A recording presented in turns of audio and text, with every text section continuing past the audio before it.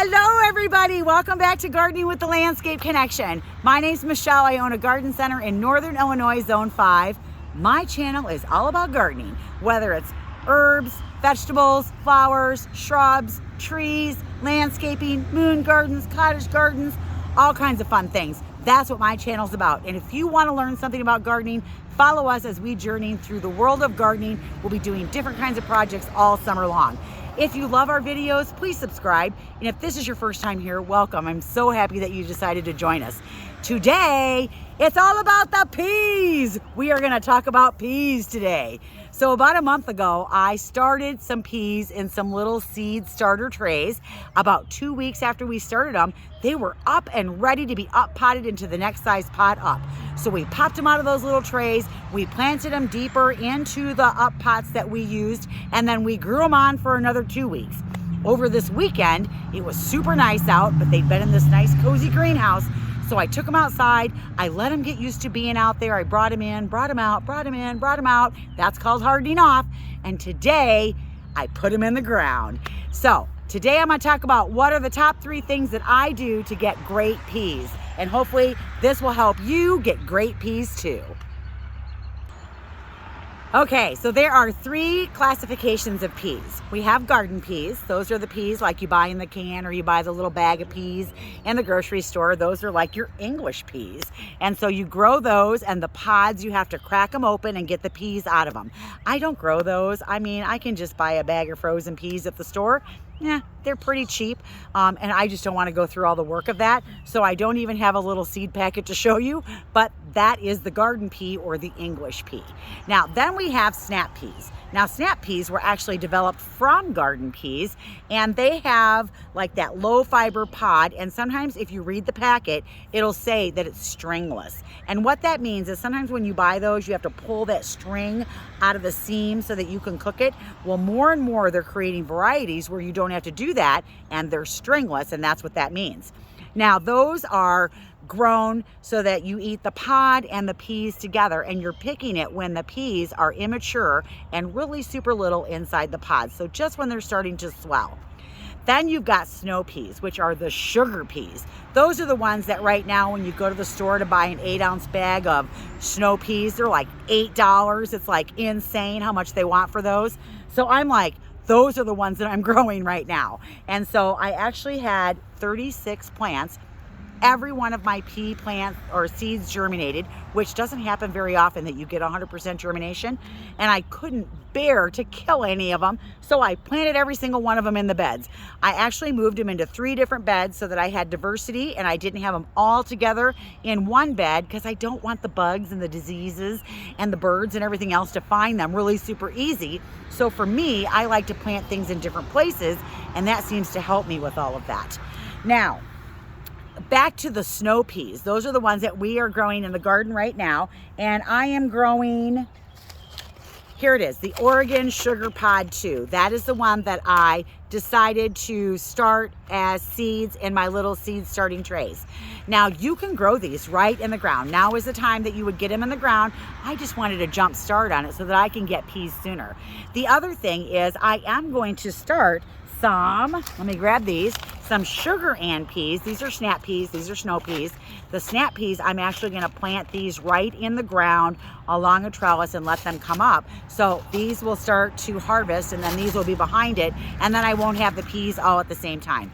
Now, the reality is I like to freeze the peas, so I'm gonna probably put up enough peas that I can give some away. I can eat some as I'm picking them. I can eat some that night for dinner, and then I can put some up for the winter so that we'll have peas all winter long. So that's pretty exciting.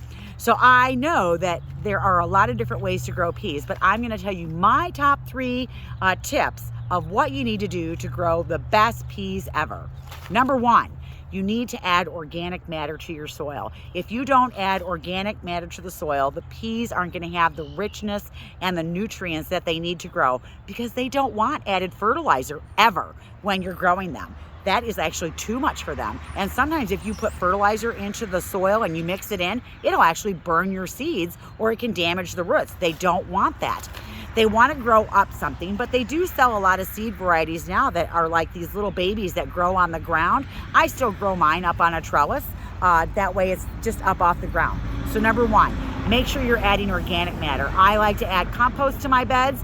That's going to give it enough richness and nutrients so that it's going to have everything it needs, because it's really only going to grow. Let's see, does it say on here how long these are going to take to go to fruition? You know, it doesn't say on the seed packet. I don't know why. Let me look at a different brand here and see what this one says. This one says, 68 days. So if I think about 68 days, when are my peas going to be ready? Now that's from seed. So I'm already about probably 2 weeks ahead of that. So if I back off 2 weeks, right now it's like the 10th of April. So May, right around the beginning of June, I'm going to start harvesting peas. That is going to be so cool. Now it is a cool season crop, so it doesn't want to grow when it's hot out. I want to pick. Usually once your peas get flowers, it doesn't take very long for you to get peas. Normally within, I want to say 3 to 4 days on the snow peas. And then you want to be picking every day on those, because the more you pick, the more it'll produce flowers, the faster it'll produce the peas, because you got this really short window to grow in the spring, and then you can replant them again in the fall. Now, the one thing you want to remember in the fall is add an extra 10 days when you're counting backwards for that date when you want to actually plant them, because it's cooler in the fall. So instead of it, like now, it's warming. In the fall, it's getting cooler. So add an extra 10 days and give yourself a buffer. If it takes 68 days, make sure you go 78 days back from your first frost in the fall, and then start your peas then. And again, you can start those right in the ground. So I've got transplants going, and then later tomorrow, I'm going to plant the other snap peas.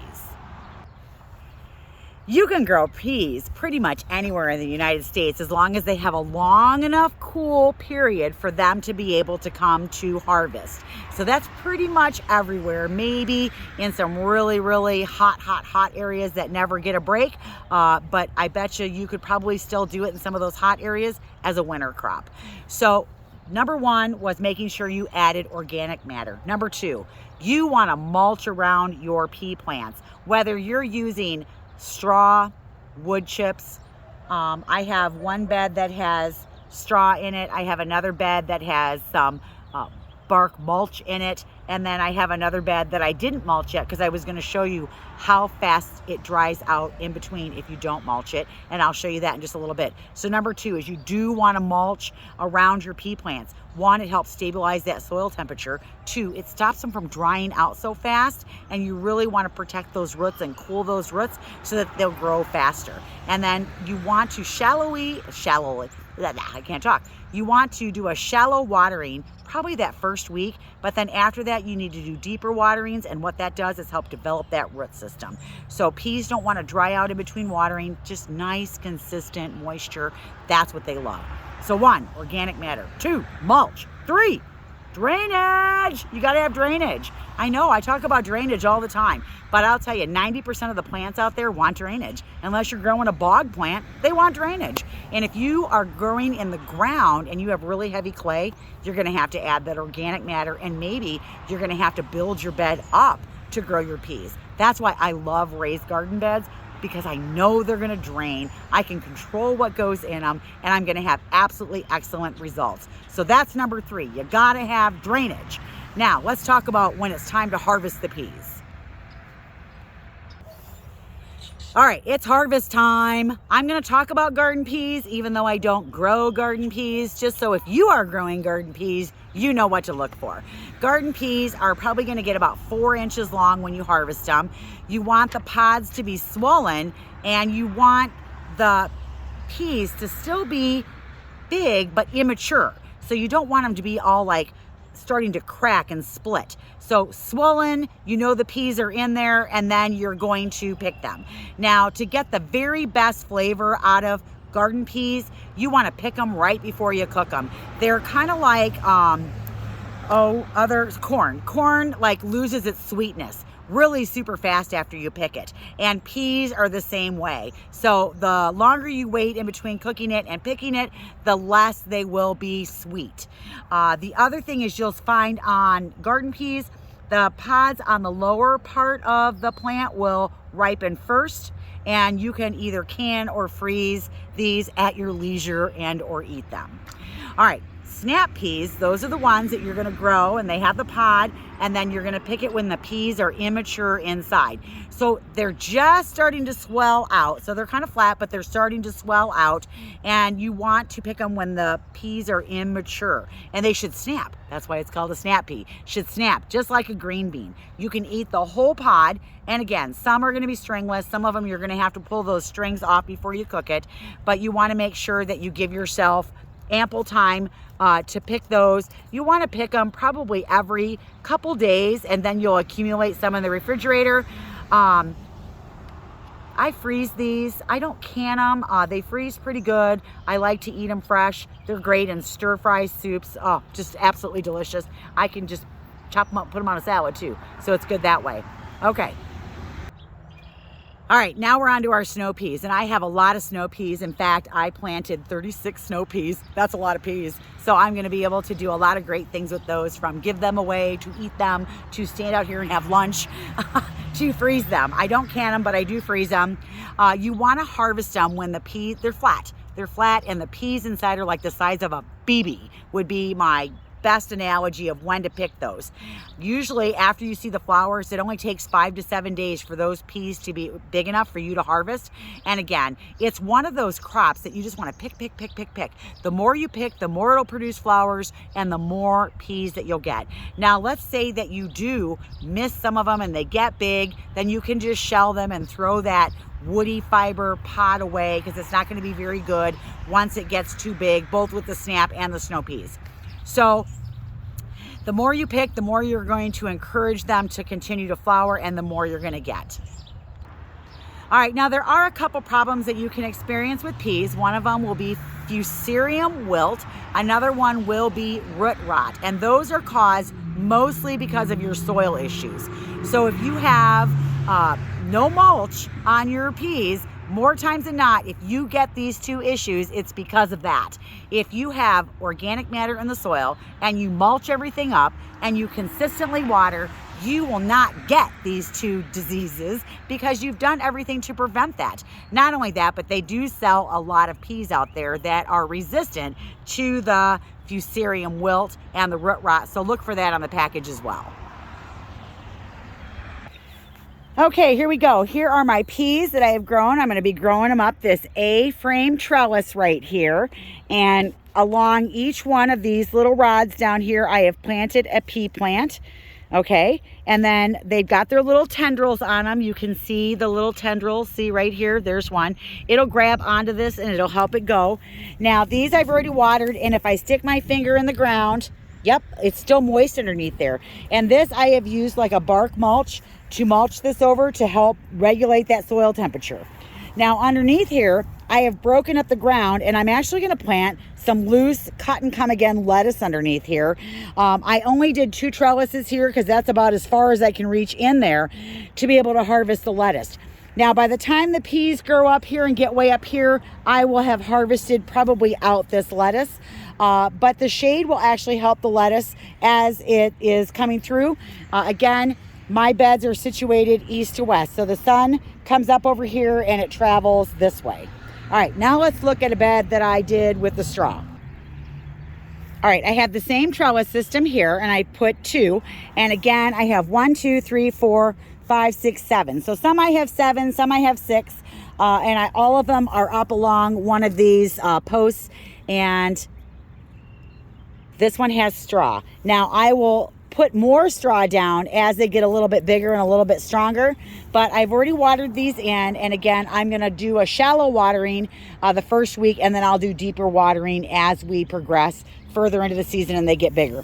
As they grow up, sometimes I have to help them along and tie them, but for the most part, these little tendrils right here will grab on and grow up.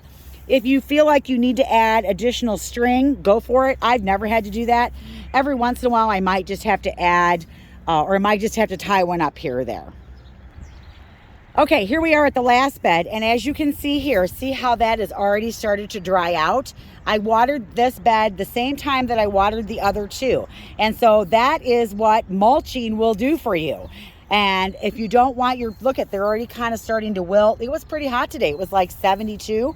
And so I don't want these to be all wilted. These will perk right back up. I'm going to re-water them and then I'm going to mulch them. So as you can see here, I have my peas in this bed here, and then look for the green trellises. I have peas down there and then another set down there. So that way they're not all in the same spot. So I'm going to have a bumper crop of peas. I can't wait.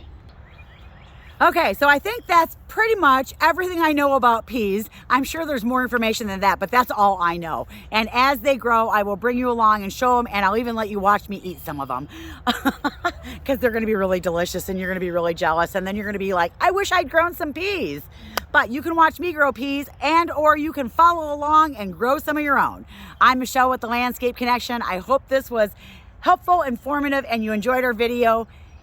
Stay tuned for more gardening videos and keep on gardening. You guys have a great day. We'll see you in the next one. Bye now.